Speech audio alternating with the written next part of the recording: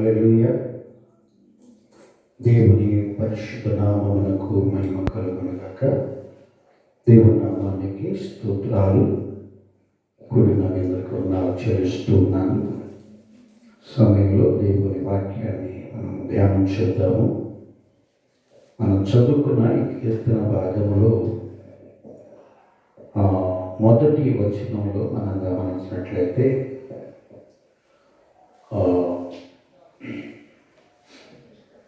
కీర్తనకారుడు అన్నాడు, యెహోవా నాకు ఆశ్రయదుర్గము, నేను ఆయన సన్నుతించుతాను. ఆయన నా చేతులకు యుద్ధము నేర్పేవాడు, నా వేళ్లకు పోరాటము నేర్పేవాడు ఆయనని కీర్తనకారుడు దావీదు దేవుని స్తుతిస్తూ ఉన్నాడు. ఇదే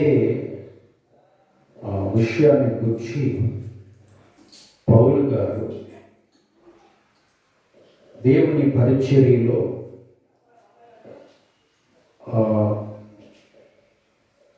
పౌలుతో కలిసి పరిచర్యలో పాలిభాగస్థుడై ఉన్న పౌలు యొక్క ఆత్మీయ కుమారుడైన తిమోతితో కూడా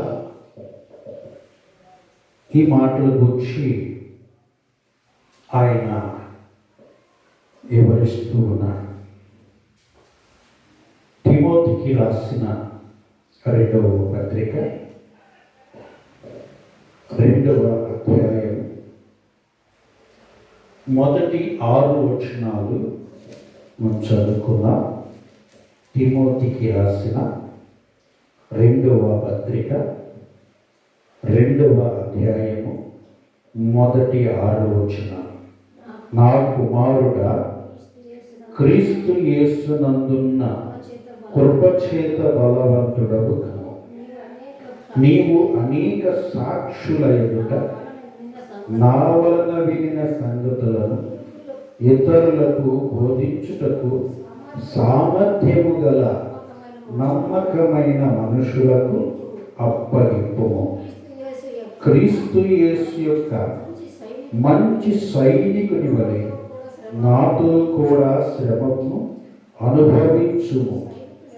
సైనికుడెవడును యుద్ధమునకు పోవునప్పుడు తన్ను దండులో చేర్చుకొనిన వారిని సంతోషపెట్టవలెనని ఈ జీవనాపారములలో చిక్కుకొనడు. మరియు జట్టి అయిన వాడు పోరాడునప్పుడు నియమము ప్రకారము పోరాడుటకు వారికి కిరీటము దొరుకును. పాటుపడిన వ్యవసాయకుడే మొదటి ఫలములో పాలు పుచ్చుకున్నవాడు. చిన్న ప్రార్థన చేద్దాం. ప్రేమ కలిగిన తండ్రి, స్తోత్రాలు చెల్లిస్తూ ఉన్నాను. ఈ ఉదయకాలము మీరు మాతో మాట్లాడుతూ ఉన్న ప్రతి మాటను బట్టి నిన్ను స్తుతిస్తూ ఉన్నా. పరిశుద్ధాత్మదేవ, నీ నోటి బోరగా నన్ను వాడుకోవాలి. చేరి వచ్చిన బిడ్డలను శ్రద్ధయంత్రము ద్వారా వింటున్న బిడ్డలందరినీ దీవించండి. మీ అభిషేకము బిడ్డలందరిపైన కుమ్మరించండి. ప్రభా, ఈ చదవబడిన వాక్య భాగములో నుండి ఆత్మీయ సత్యాలు మీరు మాతో మాట్లాడండి. ఆ మాటలు మా జీవితాలకు అన్వయించుకొని మా ప్రభా మేము మీ సన్నిధిలో జీవించుటకు కృపను అనుగ్రహించండి. యేసు నామమున ప్రార్థిస్తూ ఉన్నాము తండ్రి, ఆమేన్. దేవుని నామానికి స్తోత్రాలు. అపోస్తలుడైన పౌలు తన ఆత్మీయ కుమారుడైన తిమోతికి ఈ పత్రికను రాస్తూ ఈ 2వ అధ్యాయము మొదటి నుండి 6 వచనాల్లో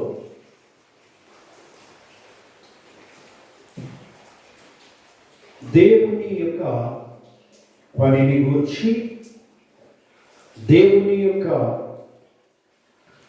పరిచర్యను గూర్చి,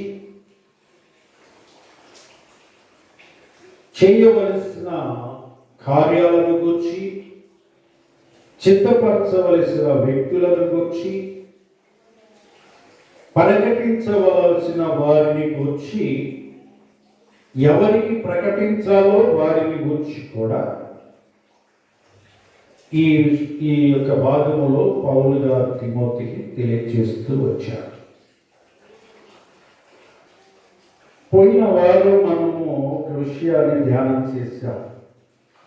పౌలు గారు నా కుమారుడా క్రీస్తు యేసునందున్న కృప చేత బలవంతుడవు కమ్ము అని చెప్పిన మాటను మనము ధ్యానం చేశాం. ఎందుకు బలవంతులు కావాలి అనే విషయం మనం ధ్యానం చేశాం. అలాగే దేవుని సన్నిధిలో ప్రాముఖ్యంగా సామర్థ్యము, నమ్మకత్వము అనేది ఉండాలి అనే విషయాన్ని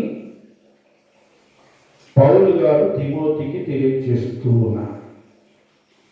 దేవుని సన్నిధిలో మనము దేవుని బిడ్డలుగా జీవించటానికి, దేవుని పరిచర్యలో పాలిభాగస్తులం అవ్వడానికి,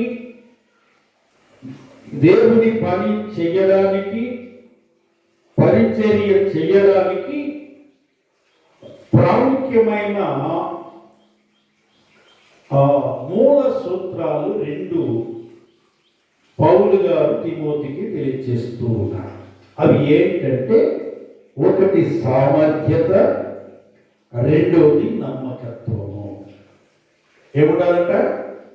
సామర్థ్యత ఉండాలి, రెండవది నమ్మకత్వము ఉండాలి. ఒక పని చేయడానికి ఆ పని చేయగలిగే సామర్థ్యత ఉండాలి. కొంతమంది దేవుని సన్నిధికి వచ్చి దేవుని సన్నిధిలో వారికి సామర్థ్యత లేని విషయాల కొరకై వారు తగిన అర్హత లేని వాటిని వారు అనుభవించాలని లేక పొందుకోవాలని, వాటిని నిర్వర్తించాలని ప్రయత్నాలు చేస్తూ ఉంటారు. ఉదాహరణకి ఎవరికైనా సంఘంలో సేవకులు సంఘ పెద్దగా ఒకవేళ ఎవరినైనా నియమిస్తే వెంటనే పక్కనున్నవాడు అంటాడు, వాడికంటే నేనేమన్నా తీసేసానా, నన్నెందుకు నియమించలేదు? అయితే ఇక్కడ గమనించవలసిన విషయం ఏంటంటే, దేవుని పని చేయడం అంటే, దేవుని పరిచర్య చేయడం అంటే, దేవుని సన్నిధిలో ఉండడం అంటే, దేవుని పనిలో పాలిభాగస్తుడు అవ్వడం అంటే, ఆ పనికి తగిన సామర్థ్యత నీకు ఉండాలి. హల్లెలూయా.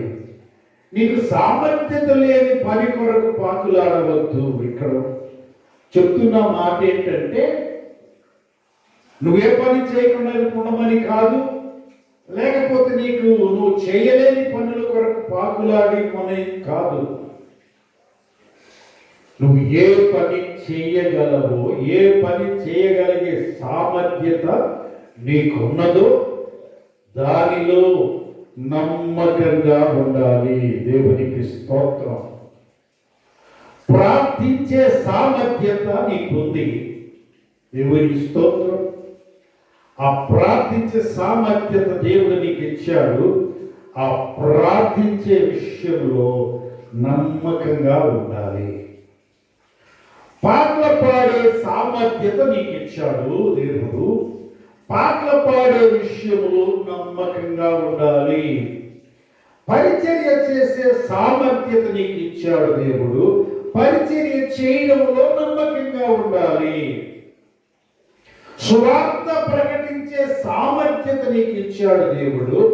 ఆప ఆప ఆ యొక్క స్వార్థ ప్రకటించే విషయంలో నీవు నమ్మకంగా ఉండాలి. వాక్యము బోధించడం, వాక్యాన్ని వివరించే సామర్థ్యం నీకు ఇచ్చాడు. ఆ వాక్యము వివరించుటలో నమ్మకంగా ఉండాలి. కనుక అందుకే పౌలు గారు తిమోతితో అంటాడు, వారిని పరీక్షించు. ఏదేనంట? వారిని పరీక్షించు.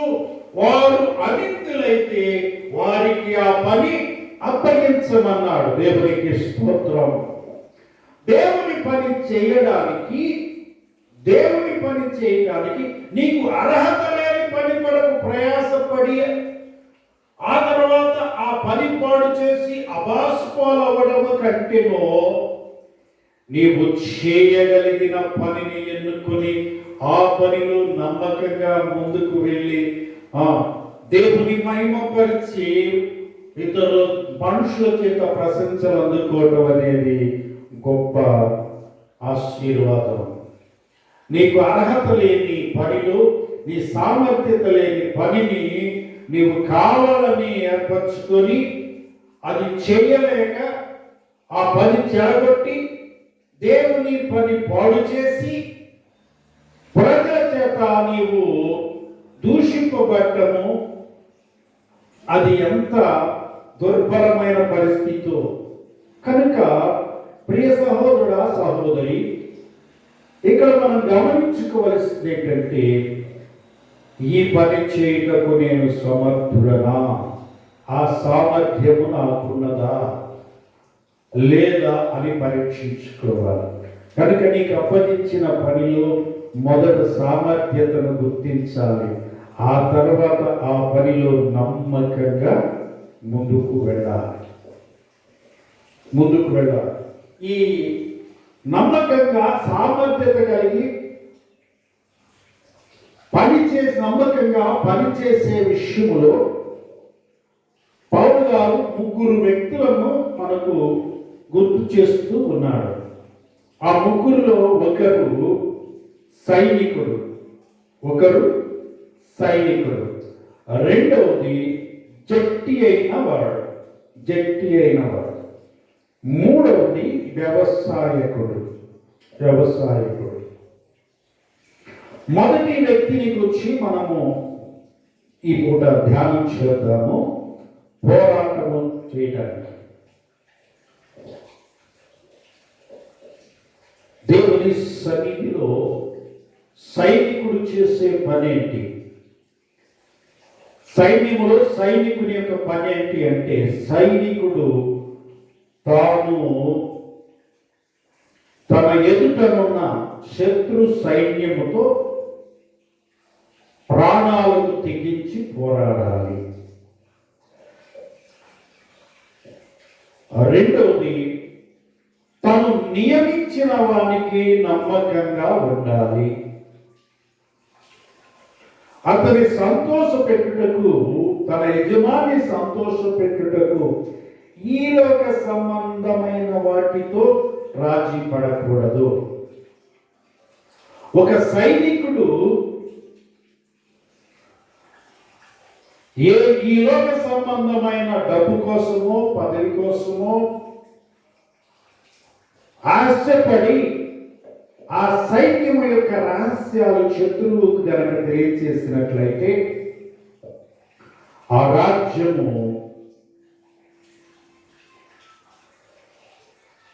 మరి అపజయానికి గురి అవుతుంది. రాజ్యము అపజయానికి గురి అవ్వడానికి కారణం ఎవరంటే ఈ సైనికుడు. అందుకని ఈ సైనికుడు ఎలా ఉండాలి అంటే, తన యజమాన్ని సంతోషపెట్టువాడుగానే ఉండాలి. అంతేగాని ఈ లోక సంబంధమైన వాటి కొరకు ప్రాకులాడి వాటిని సంపాదించుకోవడం కోసము ఎప్పుడు సైనిక నియమాలను ఉల్లంఘించకూడదు. అలా నమ్మకమైన ఒక సైనికుని గురించి ఈ సమయంలో మనము కొద్దిసేపు ధ్యానం చేద్దాం. సమూయేలు రెండవ గ్రంథము, సమూయేలు రెండవ గ్రంథము 11వ అధ్యాయము, సమూయేలు రెండవ గ్రంథము 11వ అధ్యాయము 14-15 వచనాలు చూద్దాం.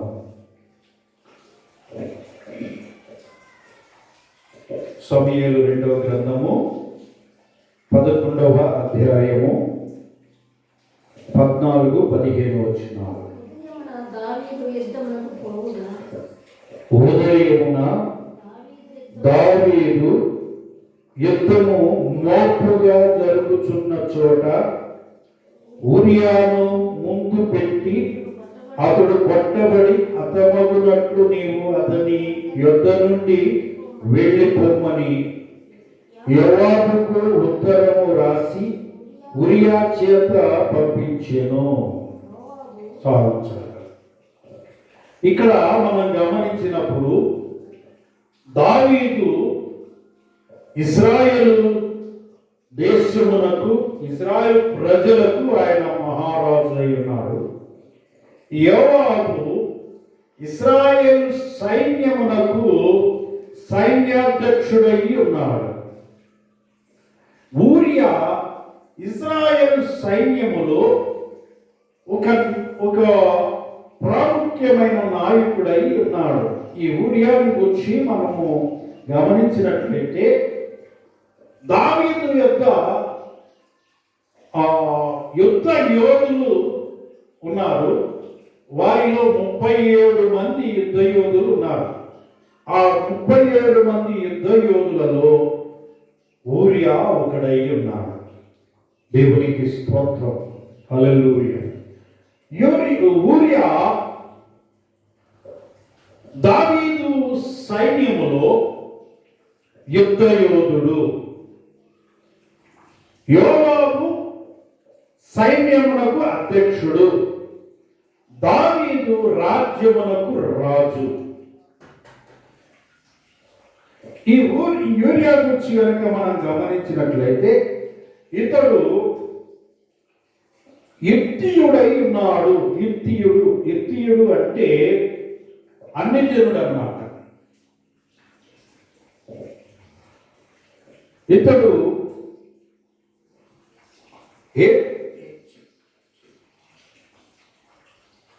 కనాను కుమారుడైన హేతు సంతానమై ఉన్నాడు. ఆ హేతు సంతానములో నుండి వచ్చినవాడు ఊరియా. స్పష్టంగా ఈ హిత్తీయులను వారు అనేక సార్లు దేవుని ప్రజలైన ఇశ్రాయేలుతో పోరాడి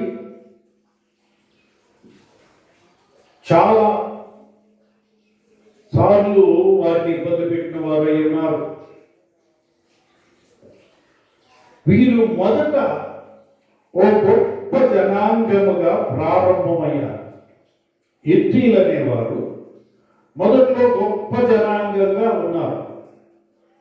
ఆ తర్వాత సిరియనుల చేతిలో ఓడిపోయినాక వీరు అణపబడి నశింప చేయబడి చివరికి స్వల్పమైన ప్రజలుగా మిగిలిపోయారు. ఆ మిగిలిపోయిన వారిలో చాలా మంది దావీదు కాలంలో, సొలొమోను కాలంలో ఇశ్రాయేలీయులతో కలిసి వారు ఇశ్రాయేలీయులకు పనివారుగా పనిచేస్తూ ఉన్నారు. తర్వాత ఇశ్రాయేలీయులు హిత్తీయులతో ఇయ్యమందుచి వారి పిల్లలకి వీళ్ళ పిల్లలు వారికి చేసుకుంటూ హిత్తీయులు కూడా వారి సమాజంలో ఒకరిగా ఏర్పరచుకున్నారు. ఆ హిత్తీయుడైన ఊరియా రాజు సైన్యములో చేరిన వాడుగా ఉన్నాడు. దేవునికి స్తోత్రం. ఈ రాజ్య సైన్యములో సైనికుడిగా ఒక సామాన్యమైన సైనికుడిగా లేడు, కానీ దావీదు పరీక్షించినప్పుడు ఆ సైన్యం అంతటిలో ప్రాముఖ్యమైన వ్యక్తులుగా ఒక 37 మంది తేలారు. ఆ 37 మందిలో ఒకడు ఊరియా. దేవునికి స్తోత్రం. ఊరియా సైనికుడు, ఆ సైనికుల్లో యోధుడైన సైనికుడు. రెండవది, ఊరియా నమ్మకమైన సైనికుడు. దేవునికి స్తోత్రం. అతడు సామర్థ్యము కలిగిన వాడు, పోరాట సామర్థ్యము కలిగిన వాడు, పోరాడుటకు సామర్థ్యము కలిగిన వాడు, నమ్మకమైన సైనికుడు. ఇతడి నమ్మకత్వాన్ని మనం గమనించినట్లయితే, దావీదు ఊరియా భార్యతో పాపం చేసినప్పుడు, ఆమె గర్భవతిగా ఉన్నప్పుడు దావీదు సైన్యములో ఉన్న ఊరియాను ఇంటికి పిలిపించి తన భార్య దగ్గరకు పంపిస్తాడు, పొమ్మని. కానీ ఊరియా వెళ్ళడు. ఊరియా వెళ్ళటానికి ఇష్టపడు. ఆ రాజభవనంలోనే, ఆ రాజకోటలోనే తన సైనికులతో కలిసి పడుకుంటాడు. దావీదు చాలా ప్రయత్నాలు చేస్తాడు, పంపించడానికి కుదరలేదు. చివరికి దావీదు ఒక లెటర్ రాశాడు. అదే ఇప్పుడు మనం చదువుకున్నాం. మనం చదివిన భాగంలో సైన్యాధ్యక్షుడైన యోవాబు ఒక లెటర్ రాస్తున్నాడు. ఏమిటా లెటర్ అంటే, యుద్ధము మోపుగా జరిగే దగ్గర ఇతడు యోధుడే కానీ అంతటి మోపుగా జరిగే యుద్ధమును జయించగలిగే సామర్థ్యత ఈయనకు లేదు.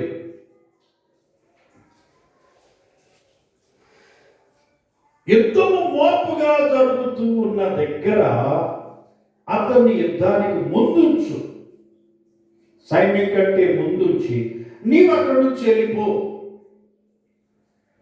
అతడు హతమయ్యాడు అన్న వార్త నాకు తెలియజేయమని చెప్పి దావీదు ఊరియాను గురించి ఒక లెటర్ రాశాడు. ఆ లెటర్ రాసి దావీదు ఎవరి చేత పంపించాడు తెలుసా? ఎవరి చేత పంపించాడు? ఊరియా చేతే పంపించాడు. ఎంత గొప్ప సంగతి! దావీదుకు నిజంగా ఊరియా మీద ఎంతగా నమ్మకం ఉందో, ఊరియా ఎంత నమ్మకస్తులో ఇక్కడ అర్థమవుతూ ఉంది. తాను రాసిన లెటరు ఎవరైతే చంపడానికి యుద్ధములో ముందుంచమని, ఎవరి సావుకప్పుడైతే నాకు తెలియచేయమని దావీదు లెటర్ రాశాడు, ఆ వ్యక్తికే ఆ లెటర్ ఇచ్చి పంపిస్తూ ఉన్నాడు.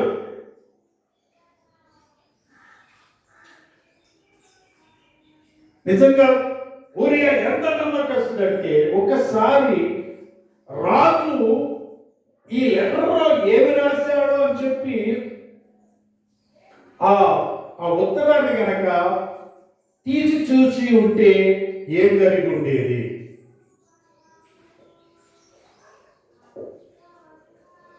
కానీ అలా తీసి చూసే నమ్మకము లేని సైనికుడు కాడు ఊరియా. దేవునికి స్తోత్రం. అందుకే అతడు చూడడు అనే నమ్మకంతో ఆ లెటర్ను అతడు తెరిచి చూడాలనే నమ్మకంతోనే దావీదు ఊరియాకి ఇచ్చి పంపించాడు. తన చావు కబురును తన చేతే పంపించాడు. దేవునికి స్తోత్రం. ఎంత గొప్ప సంగతి! తన చావు కబురును తానే మోసుకొని వెళ్ళిన వాడు ఊరియా.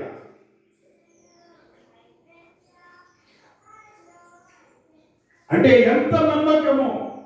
మరణమవుతున్నా కానీ నమ్మకత్వాన్ని వీడని వాడు ఊరియా. కనుక దేవుని పనిలో ఎలాంటి వారు కావాలంటే సామర్థ్యత కలిగిన వారు ఉండాలి. అలాగే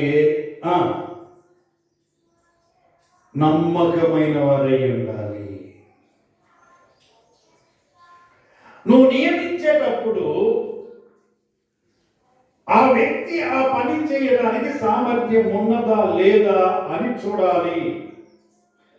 అలా చూడకుండా బలాన్ని చూసో, బలగాన్ని చూసో, డబ్బును చూసో, వాదాన్ని చూసో గనక ఆ పనికి అర్హత లేని ఆ పనికి అతను నియమించటం ద్వారా జరిగే నష్టం ఏంటంటే ఊరియాలాగా అతడు కూడా చనిపోవడానికి, లేక అతడు నష్టపోవడానికి, అతడు ఆ పనిని పాడు చేయడానికి, ఆ పనిలో నైపుణ్యత లేదు కనుక ఆ పనిని పాడు చేసేసి చివరికి అబాసు పాలవడానికి కారణమవుతుంది. అందుకే పౌలు గారు అంటున్నాడు, అలాగ నువ్వు చేయవద్దు. కనుక నీవు ఎవరినైనా ఈ పని చెయ్యడానికి ఎవరినైనా నువ్వు నియమించాలంటే ఏం చేయాలంటే వారికి ఏముండాలి? సామర్థ్యత ఉండాలి, నమ్మకత్వం ఉండాలి. అలాంటి వారికి అప్పగించు అన్నారు. ఇప్పుడు ఊరియాకి సామర్థ్యత ఉన్నది, నమ్మకత్వం ఉన్నది. కానీ ఎంతవరకు తన సామర్థ్యత అంటే తన పరిధిలో తను పోరాడగలిగే సామర్థ్యత తనకుంది. కానీ యుద్ధము మోపుగా జరుగుతూ ఉన్నప్పుడు సైనికులందరితో కలిసి పోరాడగలడు. అర్థమైందా? యుద్ధం మోపుగా జరుగుతున్నప్పుడు తను చేయగలిగే పని ఏంటంటే తన తోటి సైనికులతో కలిసి పోరాడగలడు. కానీ సైనికులకు ముందుండి పోరాడడం అనేది ఆయనకు ఆ సామర్థ్యత ఆయనకి లేదు. లేకపోయినా రాజాజ్ఞను బట్టి యోవాబు అతన్ని యుద్ధములో ముందుంచాడు. ఆ యుద్ధములో ఊరియా చనిపోయాడు. అయితే ఇక్కడ ఇంకొక విషయం గమనించాలి మనము.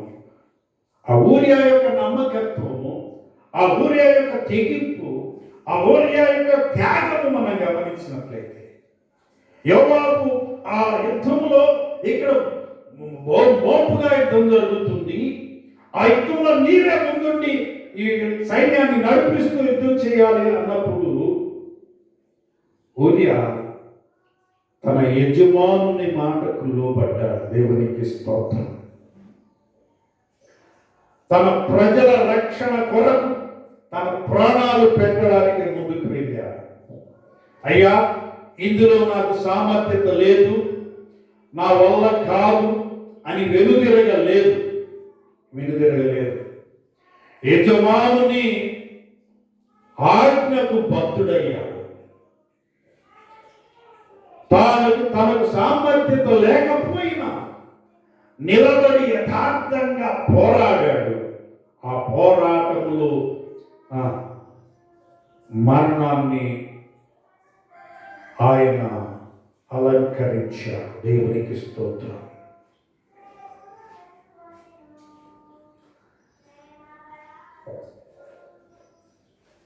ఎంత గొప్ప సంగతి!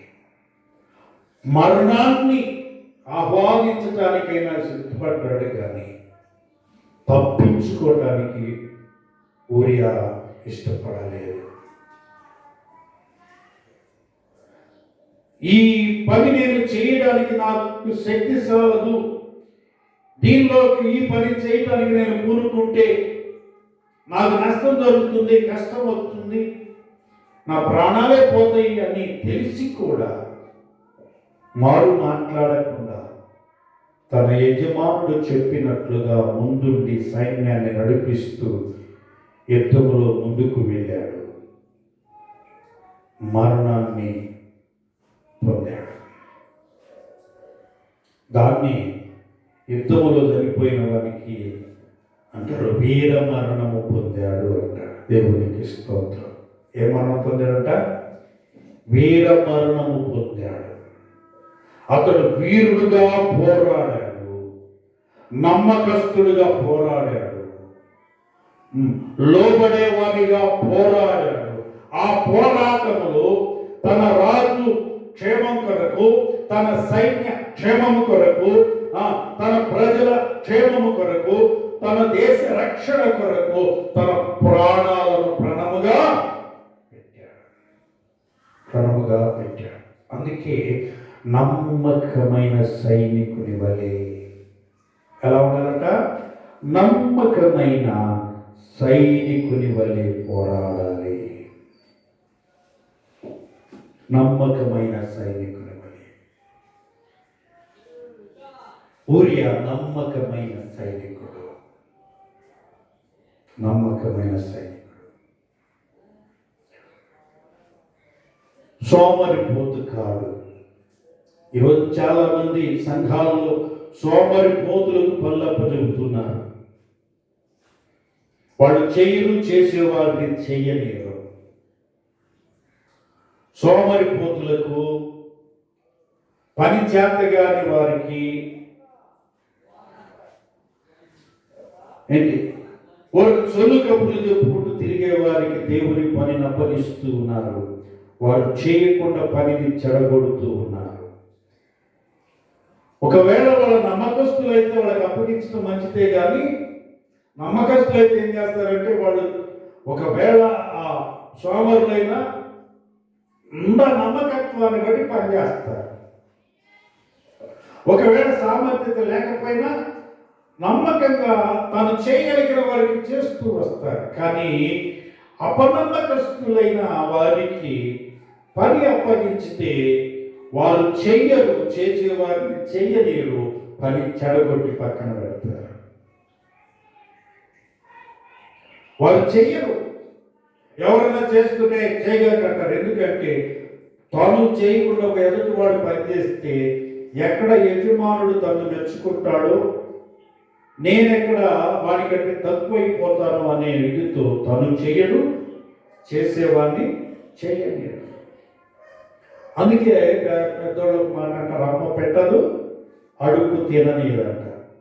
అడుగు తినాలంటే అవమానము. అడుగు తింటే నా కొడుకు అడుగు తిన్నా, నీ కొడుకు అడుగు తిన్నాడమ్మా అంటే అవమానం. కనుక అడుగు తినేరు, కానీ తాను పెట్టరు. మరి ఏం చెప్పాలి? కనుక సామర్థ్యత లేనివాడు, నమ్మకము లేని వారికి పని అప్పగించటం, అపనమ్మకస్తులకు పని అప్పగించటం అనేది ఎలాంటిది అంటే, సామెతల గ్రంథం అంటాడు, అపనమ్మకస్తుడైన వాడు వారికి పని అప్పగించేవాడంట తన కాళ్ళు చేతులు కట్టుకొని ఇసుము తాగిన వారితో సమానుడంట. కాళ్ళు చేతులు కట్టుకొని ఇసుము తాగితే వాడు ఏం చెప్తాడు? ఆ ఇరుగుడు ఏదైనా తాగడానికి కూడా అవకాశం లేదు. కాళ్ళు చేతులు కట్టేసుకున్నాడు, ఎటు పోలేడు, ఏమి తాగలేడు, ఏమి తెచ్చుకోలేడు. కనుక పని అప్పగించేటప్పుడు ఆ పనికి సామర్థ్యత ఉండాలి, ఆ పనిలో నమ్మకత్వము ఉండాలి. దావీదును గురించి కూడా మనం చూస్తే, సౌలు దావీదును పంపించిన ప్రతి స్థలంలోనూ అతడు నమ్మకస్తుడుగా పనిచేస్తూ వచ్చాడంట. దేవునికి స్తోత్రం. నమ్మకమైన వానికి దీవెనలు మెండుగా దొరుకునని దేవుని వాక్యం చెప్తుంది. దీవెనలు కావాలి, దీవెనలు కావాలి, దీవెనలు కావాలి. నన్ను దీవించు, నన్ను దీవించు, నన్ను దీవించు అని ప్రార్థన చేస్తారు. కానీ దీవెనలు కావాలి. ఏముండాలి? నువ్వు దీవింపబడాలంటే ఏముండాలి? నమ్మకత్వం ఉండాలి. నమ్మకమైన వారికి దీవెనలు మెండుగా దొరుకుతున్నాయి. కాబట్టి నా ప్రియ సహోదరుడా, సహోదరి,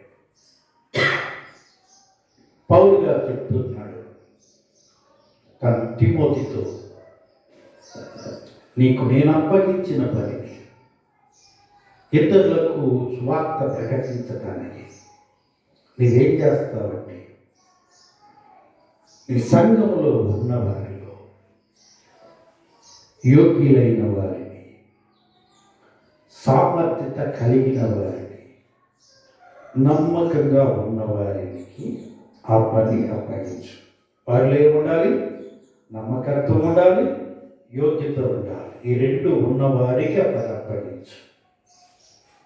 వారికి ఏదో 10 మంది వారి దగ్గర ఉన్నారు గుంపు, కానీ లేకపోతే ఆయనకి బాగా డబ్బు ఉంది, ఆయనకి అప్పు చేయితే బాగా డబ్బు ఖర్చు పెడతాడని, లేకపోతే ఆయన పదవి ఉంది, ఆయనకి అప్పచెప్తే ఆ పదవి ద్వారా కార్యాలు చేస్తాడని, లేకపోతే ఆయనకి పలుకుబడి ఉంది, ఆ పలుకుబడి వల్ల చేస్తాడు అని ఇలాంటి లోక సంబంధమైన వాటిని చూడదు. ఎందుకంటే లోక సంబంధమైన వాటిని చూసి అతనికి ఆ పని అప్పగిస్తే అతడు లోక సంబంధమైన వ్యాపారంలో పడిపోతాడే కానీ పని అప్పగించిన వారికి సంతోష పెట్టాలని ఎప్పుడు ప్రయత్నం చేయాలన్నమాట. మరి ఎవరికి అప్పగించాలంటే ఆ పని చేయగలిగిన సామర్థ్యత కలిగి నమ్మకమైన వ్యక్తి, ఒంటరివాడు కావచ్చు, ఏమీ లేనివాడు కావచ్చు, పలుకుబడి లేనుడు కావచ్చు, పదవులు లేనుడు కావచ్చు, డబ్బు లేనుడు కావచ్చు, కానీ అతనికి అప్పగించటము ద్వారా తను పోరాడి విజయాన్ని తీసుకొస్తాడు. తన పోరాడి ఆ కార్యాన్ని నెరవేరుస్తాడు. కాబట్టి మనం ఎలా ఉన్నాం? మనం చేసే పనులు మనం సామర్థ్యత కలిగిన వారమై ఉన్నామా, లేక సామర్థ్యత లేని పనులు తీసుకొని సతమతం అవుతున్నామా? సతమతం అవుతూ దేవుని పనిని పాడు చేస్తూ మన జీవితాలు పాడు చేసుకుంటున్నామా? ఒకసారి మనం పరీక్షించుకున్నాం.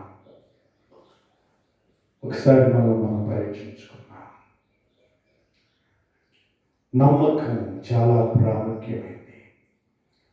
ఆ నమ్మకమే కొన్ని సందర్భాల్లో మీకు సామర్థ్యతను నేర్పిస్తుంది. ఆ నమ్మకము నిన్ను యజమానికి వారసుని చేస్తుంది.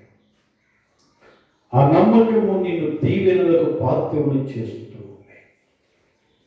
కనుక దేవుని సన్నిధిలో నమ్మకంగా ఉండాలి. రేపు ప్రభు వచ్చినప్పుడు నువ్వు ఎంతకాలం ఇచ్చావు, ఎన్ని పాటలు పాడావు, ఎంత ప్రార్థన చేశావు, ఎన్ని గుళ్ళు కట్టావు, ఎన్ని గోపురాలు కట్టావు అని అడగడో. ఏమడుగుతాడు తెలుసా? బలా నమ్మకమైన మంచి దాసుడా అంటాడు. పని చేస్తే, నమ్మకంగా పని చేస్తే బలా నమ్మకమైన మంచి దాసుడా అంటాడు. లేక నమ్మకము లేకుండా నీ పనిలో సోమరిగా ఉంటే, ఆ పనిని పాడు చేస్తూ ఉంటే, ఆ పని చేసే సామర్థ్యత లేకుండా, ఆ పనిని సామర్థ్యం కలిగిన వారికి అప్పచెప్పనీయకుండా నువ్వు ఉన్నట్లయితే రేపు ప్రభు వచ్చినప్పుడు సోమరి అయిన చెడ్డదాసుడా, నీవు నా యొద్ద నుండి పొమ్మని చెప్పి వెలుపట చీకటిలోకి నెట్టివేయబడతావు. ప్రియ సహోదరా, సహోదరి, నీ సామర్థ్యత ఏంటి? నీ నమ్మకత్వం ఎంతవరకు? ఒకసారి ఆలోచించుకుని మన సామర్థ్యతను గుర్తు తెచ్చుకుంటాం. మనకున్న సామర్థ్యతలో, మనం చేయగలిగిన పనిలో మనం నమ్మకంగా దేవుని పని చేద్దాం. అలాగూ చేయటకు పరిశుద్ధాత్మ దేవుడు మనకు సహాయం చేయగాక. ఆమేన్. ప్రార్థన చేద్దాం. పరిశుద్ధుడు అయిన దేవా, ప్రేమ కలిగిన మా తండ్రి, నీకు స్తోత్రాలు. ప్రభువా, ఉదయకాలము మీరు మాతో మాట్లాడిన విధానం బట్టి స్తోత్రాలు. నమ్మకమైన సైనికుడు ఎలా ఉంటాడు అనే విషయం తండ్రి మీరు మాట్లాడారు. ఊరియాను మా ముందుంచి ఊరియా ద్వారా ఆ నమ్మకత్వాన్ని మాకు మీరు నేర్పించినందుకు స్తోత్రాలు. ఆ త్యాగం ఆయన, ఆ యొక్క సామర్థ్యత మేము తెలుసుకోవటానికి, అలాగ మేము కూడా నడుచుకోవటానికి మమ్మల్ని పురికొల్పిన విధానం బట్టి స్తుతిస్తూ ఉన్నాం. మేము కూడా ఊరియావని నమ్మకమైన దాసులముగా నీ పరిచర్యలో ముందుకు కొనసాగటానికి కృప దయచేయమని ఈ సమయంలో ఈ వాక్యం విన్న బిడ్డలు ఈ సన్నిధిలో తీర్మానం చేసుకుంటూ ఉన్నారు. వారు వారికి ఉన్న సామర్థ్యతలో, వారికి అప్పగించిన పనిలో నమ్మకంగా కొనసాగడానికి తీర్మానం చేసుకుంటుండగా మీరు దీవించమని యేసు నామమున ప్రార్థిస్తున్నాము తండ్రి.